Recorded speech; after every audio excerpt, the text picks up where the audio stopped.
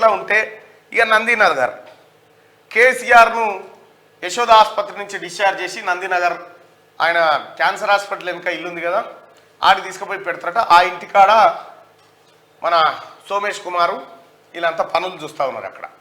ఏమని జనం రాకడ ఎట్లుండాలి, ఎట్లా పోవాలి, ఏం కథ, ఇది ఒక పెద్ద స్కెచ్లో అయ్యో పాపం సారు, అయ్యో పాపం సారు అనేటువంటి ఇక ఈ వీడియోలు బంద్ చేసినట్టు జర నిన్న సార్ ఏం పాపం చేసినా ఇవి బంద్ చేసినట్టు దొరికితే చెప్తుంటే గీడికి రారి ఏం చేసినో చెప్తాం.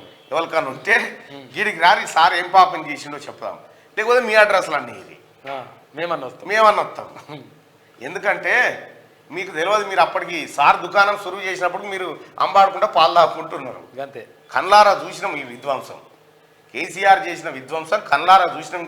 ఇంకా ఆ భయకంపిత వాతావరణం నుంచి తెలంగాణ ప్రజలు కోలుకోలే. ఇంకా ఈ బిహారీ ముఠా మళ్ళా ఏదో స్కెచ్ తయారు చేస్తూ ఉంది. మీ ముఠా ఆగడాలన్నీ బంద్ కావాలి, బంద్ అయితే కూడా ఇక ఐఏఎస్ల పోస్టింగ్ విషయంలో రేవంత్ రెడ్డి గారు చాలా శ్రద్ధగా అత్యంత చాకచక్యంగా ఆ వ్యవహారాన్ని చేసుకుంటూ పోతా ఉన్నాడు. స్మితా సబర్వాల్ నేను కేంద్ర సర్వీసులకు పోవట్లేదు, నేను ఇక్కడే ఉంటా అని చెప్పి ఆమె చెప్తా ఉన్నారు. నిన్న సీతక ఏది పదవి బాధ్యతలు చేపట్టి ఏదైతే సచివాలయంలో ఫైళ్ల పైన సంతకం పెడుతూ ఆ సమయంలో స్మితా సబర్వాల్ అక్కడే కనిపించారు. ఆమ్రపాలి గారికి మంచి పోస్టింగ్ అందజేశారు. మూసి ప్రక్షాళన ఏదైతే ఉందో దానికి సంబంధించినటువంటి బాధ్యతలు కూడా ఆమెకు అప్పచెప్పడం జరిగింది. ఇక అలాగే ఎవరైతే రిజ్వీ ఉన్నారో ఆయనకి విద్యుత్ శాఖకు సంబంధించినటువంటి వ్యవహారాలు అప్పచెప్పడం జరిగింది.